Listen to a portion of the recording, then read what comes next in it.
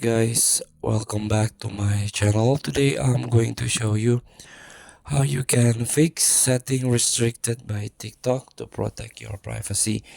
So if you encounter these issues, for example, you cannot use your settings properly. For example, you cannot download the video. For example, if you tap download, you cannot use this download feature because of your setting is restricted by TikTok. In order to fix that problem, you can go to the support. You can tap it. Here you can use the help center, and here you can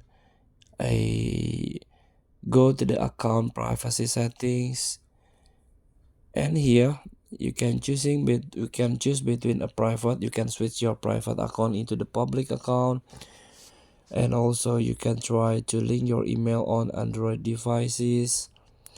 You can set your location on TikTok, and also you can set your privacy and safety setting and so on. So if you have any problem, you can go to the help center and try to search your problem here. Maybe the TikTok help center can help you to fix your problem. Feel free to try. Thank you for watching. Don't forget to comment and subscribe. So click the next button below. See you in the next video.